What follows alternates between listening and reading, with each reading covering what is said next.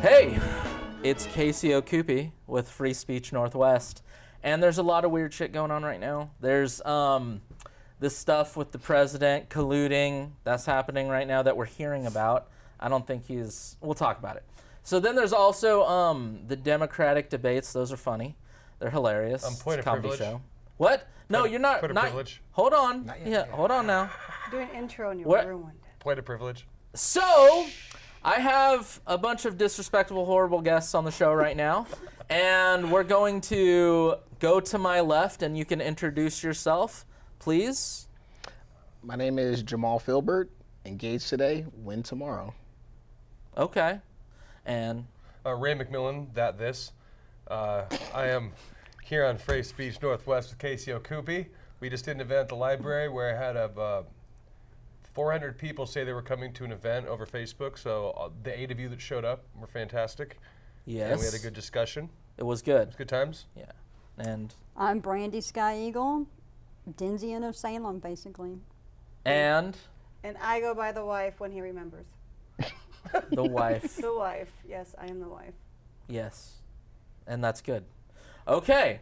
Now, let me see. I brought up, well, like you said, we had a bunch of great talks at the library just recently. But, I don't know. Do we want to reevaluate that or take that apart? Or should we talk about the collusion? Let's talk about the collusion. Yeah. I think he actually like he was exonerated, the collusion. Oh, yeah, the collusion's in the past, but now it's what is it? He tried to get a political opponent, like dirt on a political opponent through foreign countries. So that's a weird interpretation. I don't interpret it Here's that what's way. weird is we can dig up people's tweets from 1983 and cancel them based on that, but as soon as our president talks to somebody about some insider information, they're like, oh, that's not fair. I'm like, remember when you dug through the Twitter history of a comedian and found one time they said one thing in 1983? That's the same shit Trump's doing. Well, you've done comedy and stuff. We can't all relate to your people. So the songs of our people. well, no. Okay, it's not just comedians. Any actor, like let's That's say true. that you said, or the wife said, or Kareem said, blah blah blah. I think we should throw all gay midget babies into the ocean where they belong, or something that might be true, but it's very controversial. You could say that 10 years ago. Run for office, run for Saturday Night Live, run for a job at the car wash, and they'll be like, oh, using this technology, I found out dirt on Casey Okupi. Okay, if you're the president of the United States, you can't use the same technology to find out fucking dirt on Russia or your own opponent. Like, we have to have rules for everybody. And everyone else is held up to shit they've said on the down low and behind closed doors. What's wrong with colluding? Even if he was colluding. Collude the fuck away. I love colluding. I have an interpretation of this. My interpretation is that we have a guy who's the president of the United States of America, and there's potential crimes that have happened, and it's his job, it's his part of his job description to investigate illegal activity regardless of who and when. Like, who gives a shit that it's his political? I don't care that it's a political opponent. If the Bidens were getting, if his son was getting like $150,000 freaking dollars a month and he doesn't know shit about energy or any of that stuff, something's little rocky there. And Joe was all proud of himself about how he took a lot of pride in withholding money from the government and until they fired this guy who was investigating his son. I remember going over convincing our team, or others too, convincing us that we should be providing for loan guarantees. And I went over for, I guess, the 12th, 13th time to Kyiv, and I was supposed to announce that there was another $1 billion loan guarantee. And I had gotten a commitment from Poroshenko and from Yatsenyuk that they would take action against the state prosecutor, and they didn't. So they said they were walking out to press conference. I said, no, I said, we're not going to give you the $1 billion. They said, you have no authority. You're not the president. The president said. I said, call him. I said, I'm telling you, you're not getting the $1 billion. I said, you're not getting the $1 billion. I'm going to be leaving here. And I think it was, 6 hours? I said, I'm leaving in 6 hours. If the prosecutor's not fired, you're not getting the money. Well, son of a bitch. Got fired. And they put in place someone who was solid.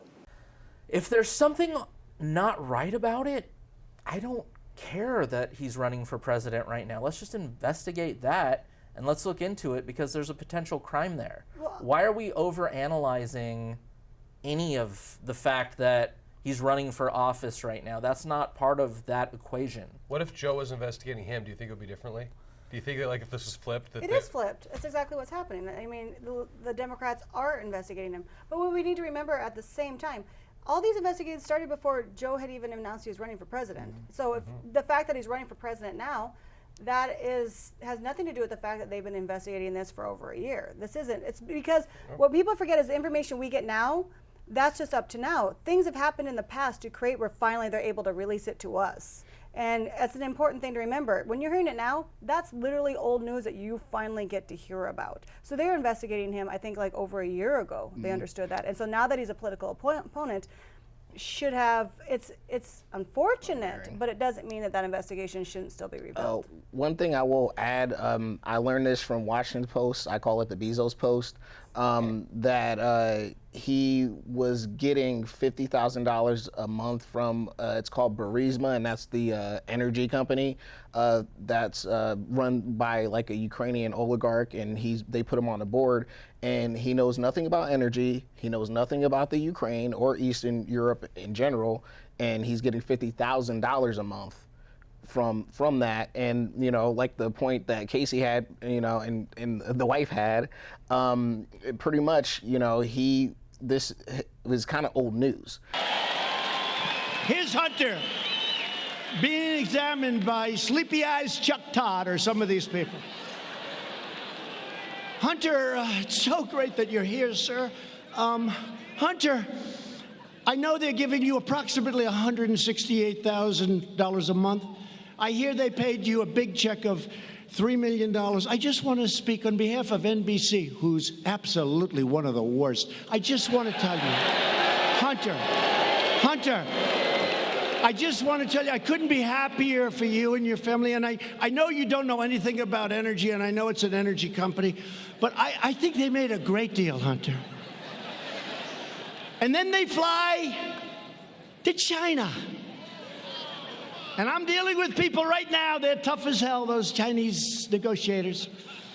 And Hunter, who's not too smart, Hunter, he goes in, he has a meeting, he walks out in his fund with $1.5 billion, with a B, $1.5 billion.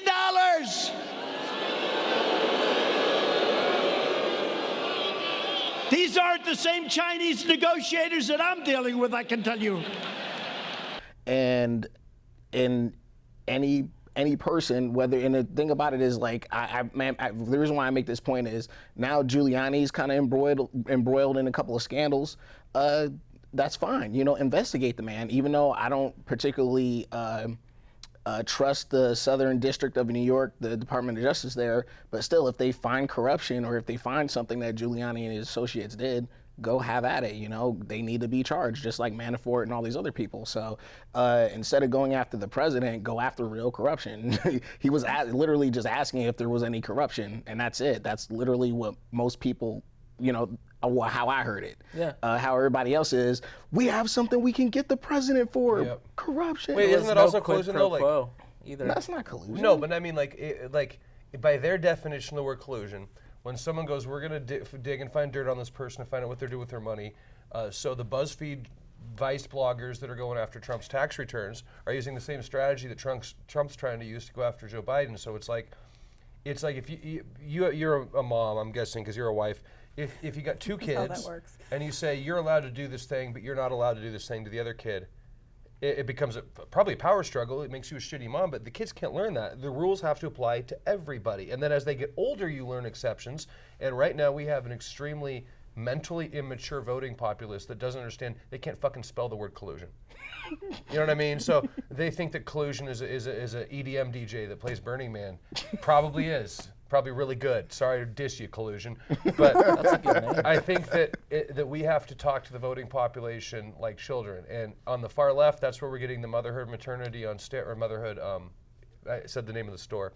Motherhood instinct on overdrive is a response of the super masculine stuff from whatever. We need this balance of male and female attributes. And what I've seen is when people are talking about Trump or anything, you get in these emotional debates, but we don't have enough of the, pardon my use of the word, the logical, the masculine end of it, which is saying, here's the rules, here's the parameters, here's the numbers, and then you put the feminine. You go, this is the emotion, this is bad, this is awful, this person's evil. You need both of those.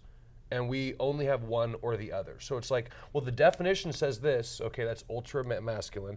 Or, well, this makes me feel this way, that's ultra feminine. We don't have any combination. So Rachel Maddow's like, ha, I gotcha. It's like, on what? You know what I mean? Yeah. What rules? It's like she's the one that flips over the chessboard and goes like that. Who want to fuck with Hollywood Cole? You know, and that's not how you play chess. You got the reference. No one else did. So I'm just saying, I'm seeing a lot of people that aren't equipped to play this game. They're like, well, let's talk about collusion to Russia. It's like, can you spell Russia first? Oh, you can't? You just have feelings? Or the other one? Oh, it's what the law says. Okay, well, do you have any reaction to this? So I think we need masculine and feminine thought on that. I don't know if you really want the feminine thought on that. You talking about the feminine thought is like him talking about black culture, to be completely honest. Like you're the exception to the rule. You know what I'm saying? Well, no, I don't think there's exception to rules, and I think that's one of the problems. We forget that there isn't, like, emotion wasn't a masculine or a feminine thing. It's a maturity thing. Correct. When you have a 2-year-old and you go, I don't want you to have that candy bar, and you're in the middle of the store, they melt down, okay? And that's supposed to grow as in some sort of way of going later on going, I can't have the candy, okay, the candy, no biggie. But that actually ends up going on later in life to bigger things. That's why when you hit 40, they're called you're feminists. Like, That's someone freaking about chocolate and wolfness. That's true, but at the same time, nobody's trying to venture into anything that requires emotional maturity, where actually you have to hear things back and forth. And that is a culture of not of feminine or masculine. That's a culture of social media, of refusing to have anything but a soundbite. And we have trained everybody to be like that. And one of the reasons people get so upset is I personally also believe that the minute you're offline, everyone goes into withdrawal. You know, the phone addiction is a massive real thing, and you see everyone living their life like this, not understanding that these were literally, all of these apps were designed after gambling games, and no one's allowed to be emotionally mature anymore. Every person is stunted.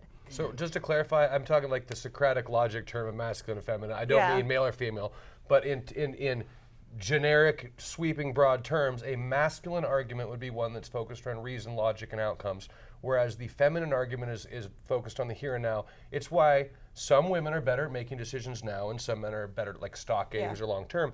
But what you were bringing up is delayed gratification. So if your child, you say you can't have a candy bar, but the child doesn't know about diabetes at the age of 60, doesn't know about how the candy companies might not be in your best interest. All that stuff would be what I'd call the rules, the facts, the whatever. But you're dealing with an emotional reaction right there at Winco. That person doesn't know what type 2 diabetes is. Your kid's like, I want the fucking candy bar. Mom's being mean. No candy bar. What the hell? I think that's what you just described of your child not having a candy bar. I meant that's like humans as that's general rule. That's the current voting populace right now. But one of the main things I think in that is education. You're like talking about Socratic thing.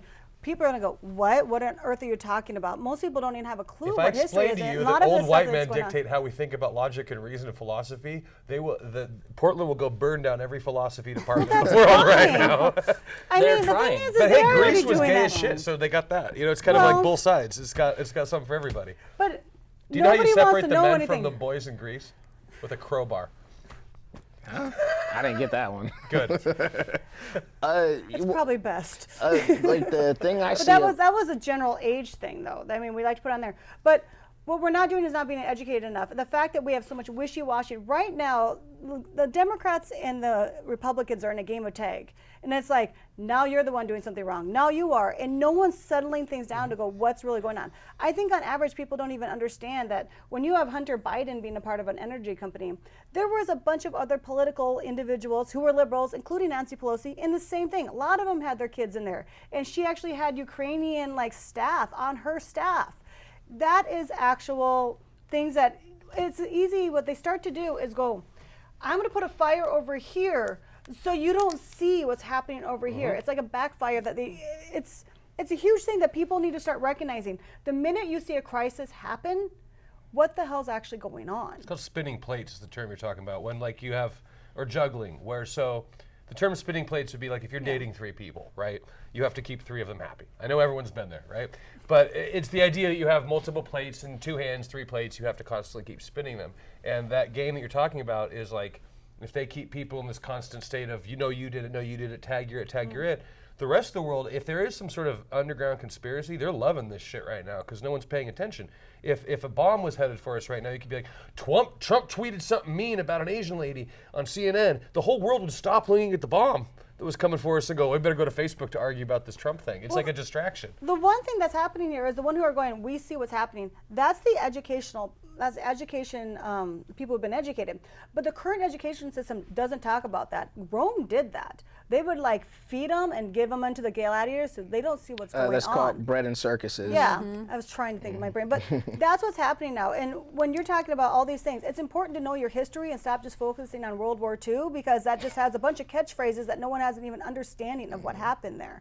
No one wants to ever stop and go, what really happened there? And we're not doing that anymore. No one even has a clue what's happening. And it's important to start paying attention to actually how societies fall and how societies got created and what's happening now. So media now is the freaking gladiator games, and then we're throwing everybody out there, and we don't care who's going down as long as it's entertaining. How long until Anne Frank's blog gets dissected and she gets like outed as being a bigot? Like how long until the far left was like, on page 90, Anne Frank said something mean. We're gonna cancel her. Yeah. Like, do people even know? I think World War II's around because it's like that's as far back as people could think. And there wasn't actually, I'd argue there wasn't World War I and II. If you know your history, there was one big world war that had like a 1-year period where people got along. But all the shit from World War I carried over to World War II. Yeah. What I think about the whole, especially you guys are talking about World War II, that was like the last good thing America can like take credit for, and like we did that well. And we're still living on the fumes of that success or that victory. So that's why. Well, what I'm saying is like that's why we still make video games about World War II. We always harken back to that post-World War era because that's when we, everybody else's country was blown up and in shambles and they were rebuilding, and we were, pretty much either the breadbasket or we made the cars and we made all the goods that the world needed. And so ever since then, the Bretton Woods and all that stuff, and then we started getting competition in the 70s and the 80s, and now we have kind of nothing, no really great exports besides, I guess, the industrial, not the industrial, but the IT revolution. But other than that, we don't really have much that we can be really proud of.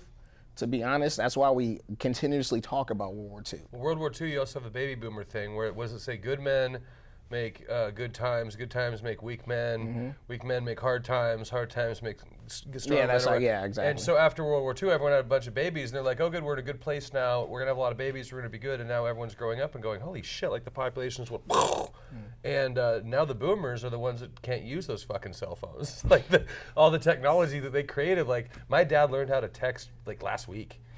He sent a mass text, and everyone was like, "Congratulations!" And that's the great generation that came home to, the 50s and 60s or whatever, and they said, "Oh, everything's spiffy."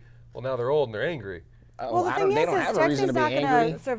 You're way younger than we're talking about our parents' age. Yeah. Well, I'm talking about like everyone's super proud that they finally were able to send a text, but they had better work ethic than anybody, like 10 people combined. Yeah. I can see my dad go do like I don't even necessarily believe that generation is the one that made for good times. I actually believe it was when we started doing things where we started pushing all these other sort of rights things, and no one knew how to adjust to the actual, well, everything has a transition time, and now we sit around pointing going, look how bad this was. There was a transition time with civil rights and with women's rights and things along that lines, and everything is going to have to start pushing that way, and eventually it equals its way out. And that's actually what we're in the middle of. We are in the middle of a massive transition time, not realizing that maybe in 10 years this could be pretty good if we could figure it out and stop fighting, but that's not happening. We're attacking each other in a certain way, and in a way. So we're attacking each other about little trivial bullshit because there's nothing massive to actually unite about.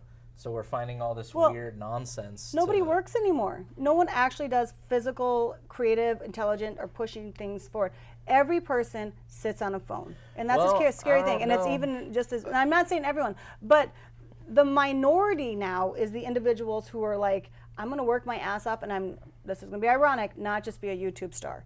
So He's not a star. That's not I'm ironic not, yeah. yet. You know, the 30-year-olds are actually doing, the 30-year-olds that graduated from, gender studies or whatever, they're doing the 16-year-old jobs from the 80s. You remember when there were teen jobs and you went to high school and you did your teen job? Now the teens don't think they should have to work at all. They're like, I go to school. I'm entitled to not have to work. See, I don't think I agree with that. I think the generation coming up, because I work with the teenagers, and I don't agree with that. I know so many who actually go to school, get good grades, have massive plans for the future, work a job, and do all sorts of things. Because the counterculture now, we were the generation of punks. We did drugs, and we partied, and we colored our hair, and the only way to rebel from that sort of parent is to go straight.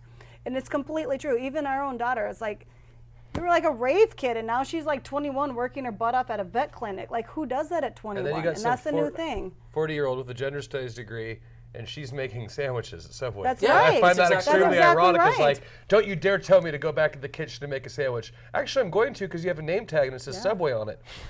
But like C-Tech and things on that lines, which is like the industrial parts of education, when they reintroduce that back into the school district, kids just flock to it because they shop understand that class, going all to that shit, college. yeah. But it's more than that. Like automotive and stuff. Like the other day, I drove by a sign, dead serious, bricklayer, $59 an hour. What? I'm not joking because the fuck do I pick they up? can't get anyone to do it anymore. Only and so bricks? kids and everyone's like, That's hard work. There's everyone's nothing like, I wouldn't lay for 50 I bucks. can't handle $100,000 debt anymore, and so could they too. understand that it's death to go to college. And then on top of that, you're just fed liberal shit. You want to know about the college thing? You know what? I stopped doing the free college thing because I have a ton of student debt. I have like zeros on there. Yeah, me and too. I was like, well, here's the thing.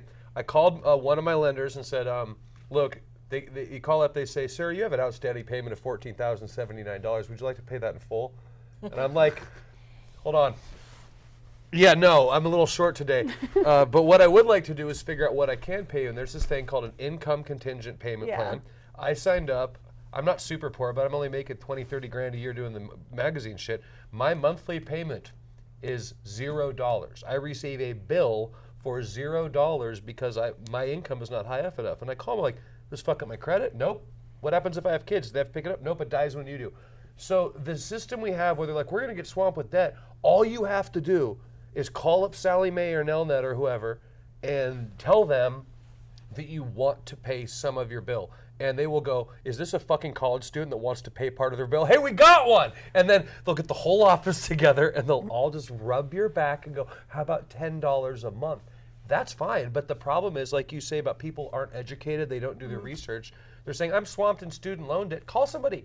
Just call somebody. I can tell you one thing, though, what most people don't understand, and it's going to shake some worlds out there, that happened because of Trump. Because what they discovered is underneath the Obama administration that when he started jacking up prices of going to school, that it was ended up being where that a lot of that money was not just filtered into scientific research for climate change, it was filtered into Obamacare, and they discovered that it was a fraudulent thing. So that had to be shut down. And majority of the universities, such as Sally Mae and things along that lines, were, because they were for profit, it wasn't for public education. So they had to go back and start going, you need to start working with these students. And so that is a Trump administration thing where he is pushing that forward because he recognized that they were drowning people in debt on purpose. And you cannot go you can't go to like a major university and get like $1 million like scholarship to go study things without someone taking the heat on that.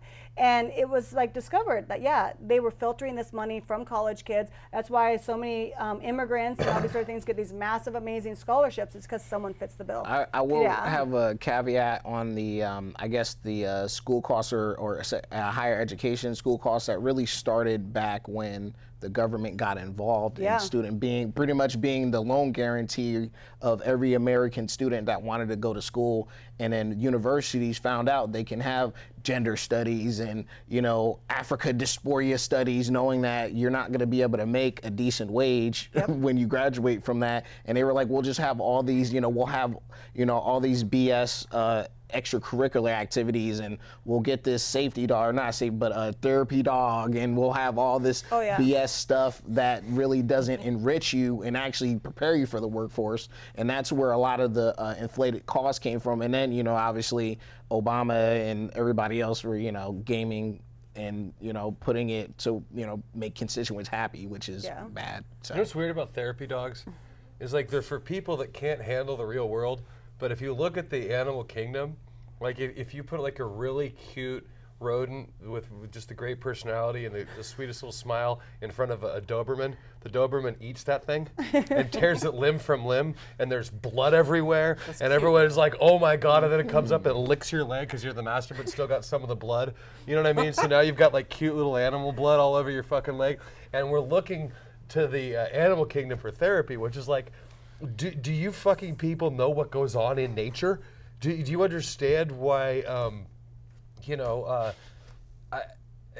vegans is shit. It's like, do you know how many mice are fed to a grinder in order to get your That's corn? exactly right. You actually have more than, because I've had friends who've literally ran over baby deer, or go, oop, there goes a fox, but obviously you're not the writer of Stuart Little over there, so it's like. You brought up Trump. Mm-hmm. We don't have much time left on the show. Oh, I thought you meant until he wins another election. We only have 12 more years unless Trump gets elected. Then we have a lot more. But who do you like for the Democrat primary? Yang gang. Yang gang. Did you see the Democratic Socialist Convention, though? The point of privilege thing? Oh, yeah. Oh, my God, that was beautiful. That was a socialist thing, It was a right? Democratic Socialist. Democratic Socialist, which is like, it's when you take communism and throw a little red bow on it. It's like don't use gendered language. That's what they say, right? And what's the gendered language? Let's they want the snap. Or, I don't even know. So what if I had a friend that actually shot himself, and he didn't let anyone know he shot himself when he did? No suicide note, nothing. It really destroyed us. So what does that have to do with Democratic? I'm telling you that right now. They're all asking for trigger warnings. And I'm like, actually, the term trigger warning is offensive to me because my friend used a trigger and he didn't give anyone warning. And every time I hear the phrase trigger warning, I wish that my friend would have let us know. So it is every time Only someone. on Earth can make suicide funny. This you have to play 4D chess with these motherfuckers. I was born and bred in the liberal environment, so I know how to speak their language. It's kind of like, some people are bilingual. I can speak like this, or I can go, okay, now as a white person with privilege, I understand that blah. Like, you have to learn. You have to learn. It's like knowing sign language, but hating deaf people. Personally, to me, I don't even care who runs for Democratic, as long as it's my personal thing. What I think is the most detriment to everything is how much they destroyed Saturday Night Live when so much material right now. It has been the worst thing on earth. Like, I don't think people get that we watch Trump because he's freaking entertaining. It really is. Well, the Black Jeopardy sketch was good, though. All this has ruined everything. Like Saturday Night Live, right now, there's so much material. The fact that no one's up there Bernie Sanders' hands, like the ones that you have, like the fingers, just like, when you put the fingers up at the Blazer game, I really wish someone would just imitate him with those freaking fingers just flying everywhere. There's so much material right now, and I think the biggest detriment of all this is how much this has took out Saturday Night Live. Because there is so much that could be going right now, and someone needs to bring that back. Actual SNL's comedy. It's all comedy, though. So I'm going to beautiful. interject. It's not radical left. We've had this debate in comedy, and what it is it might be radical left, but that's not why. In order to be subversive in comedy, you have to be anti-establishment, okay? Mm-hmm. So if you're under the Bush era, you make a joke about him bringing down the Twin Towers, both sides would be like, that was controversial, that was funny. Right now, the candidate in office, in the establishment, he is anti-establishment, right? So there's this paradox now. So if you make fun of Trump, you're actually siding with the establishment media. CNN hates him. Most people hate him. So it's kind of like that weird cringy feeling you get behind Christian rock, where there's this other message in there and you know it's not genuine. You're like, this feels like I'm getting molested by Jesus. It's like there's another agenda. So right now, if they were to side with anything Trump did, if they were to make fun of Democrats, make fun of Bernie Sanders, Saturday Night Live will be accused of homophobia, bigotry, racism, everything. Even though you look at that, remember John Belushi screaming doing, doing, doing and having a sword? Remember Eddie Murphy as fucking Gumby as a black stereotype? Saturday Night Live comedy used to depend on shit you can't joke about. And right now you can't joke about fucking anything. Well, that just means they need to take. Yeah, they need to take the hit. It's the same thing like when everyone thought that they had Trump and then he released the transcript.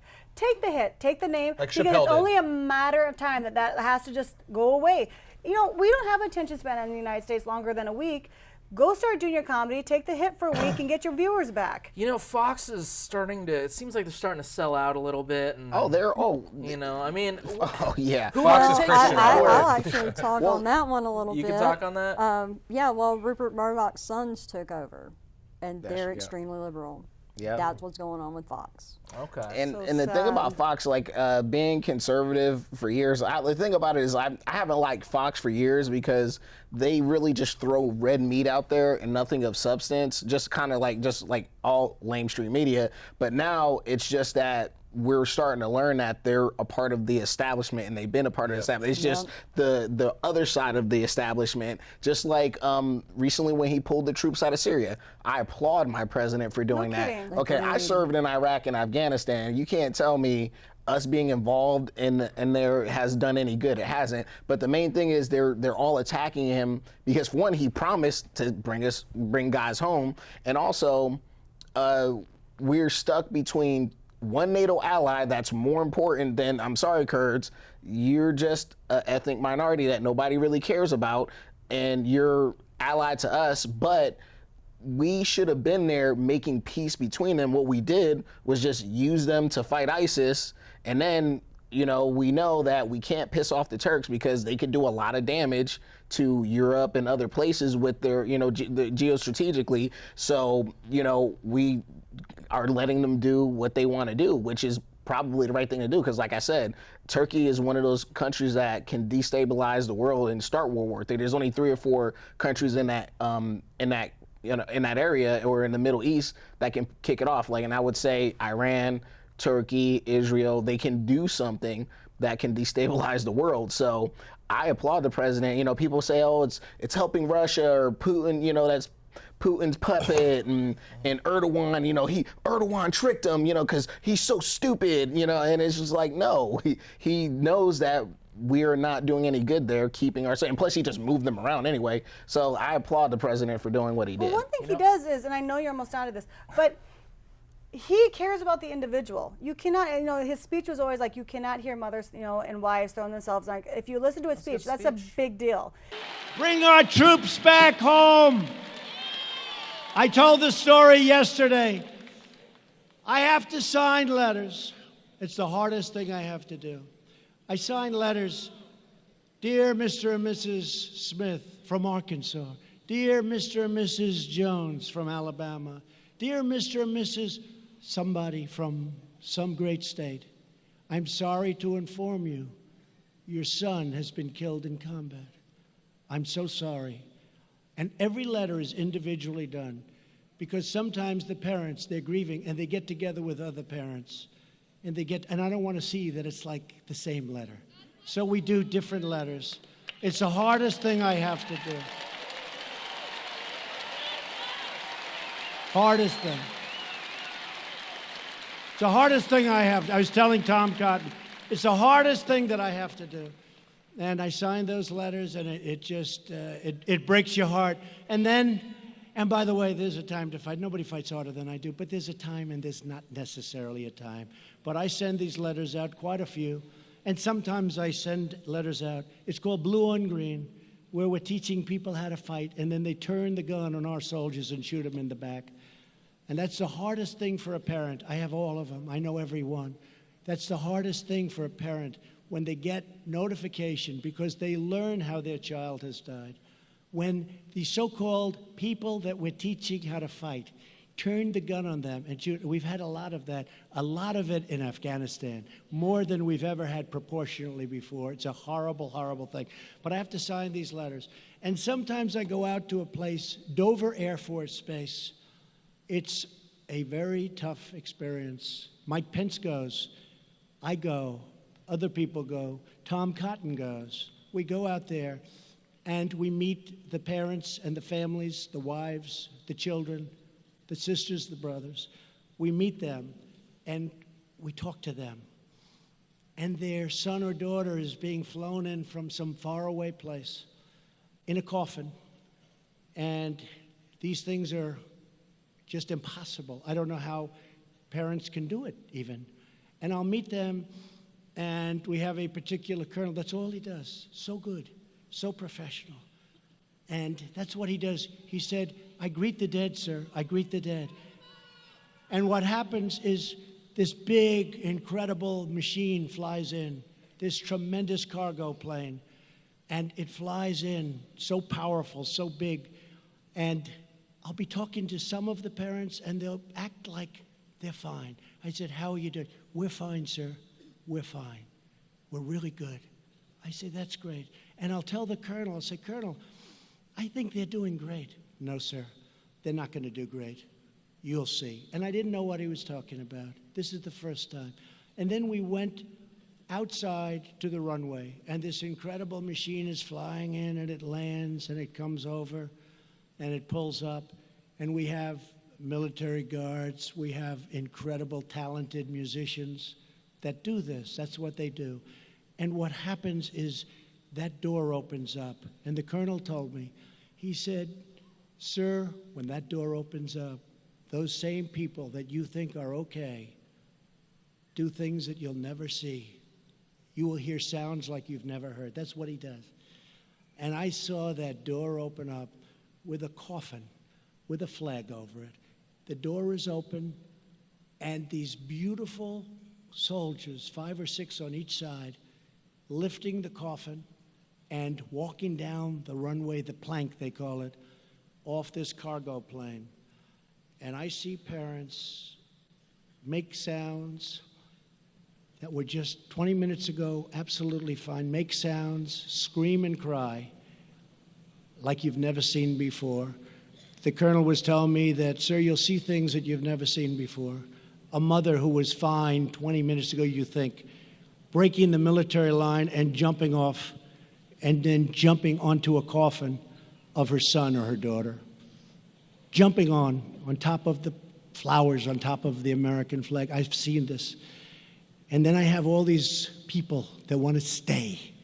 They want to stay. And I don't want to stay. We were supposed to be in Syria for 30 days. We've now been there for 10 years. We were supposed to be in Afghanistan for a short period of time. We're now going to be there for close to 19 years. It's time to bring them home. It's time to bring them home.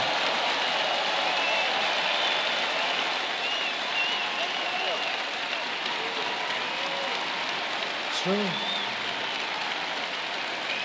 Time to bring them home. It's a big deal to go, you know what, I can't handle even listening to one woman do that. I can't, or one man do that, or they're so upset they lost some loved one.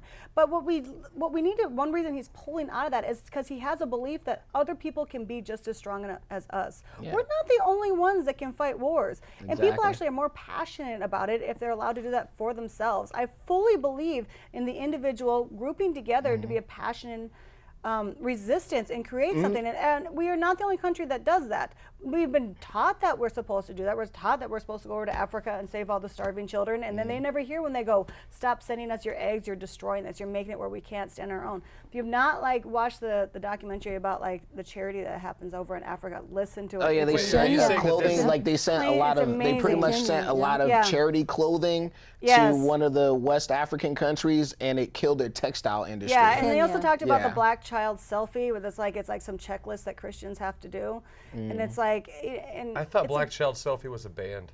It probably is now, but it was something where everyone talked about how this is how you go and save the people, instead of going, we're okay. People go through down periods. Everyone's capable of standing on their own feet. You just got to get out of their way sometimes. So all right, let's wrap it up, right? Let's wrap it up. Are you saying we got too serious? Well, I think Dad joked. Dad joked. Yeah, that's okay. That just killed the show. It's over. It's dead. We're done. Can I put a history factoid in to end it on? We can. I don't know. It's. Well, we were talking about World War I and Yes. World War II. Yeah. They drew the boundaries the way they did in the Middle East, right between Kurdish territory, so that we would be in the situation we're in now. Well, it worked. Conspiracy theory time. Return of the fucking frogs, gay guys. We're done. It's chemtrails. The Earth is so flat, the chemtrails can't Have hold the fun gay frogs to editing. give them a place to live. Yeah. The frogs were gay.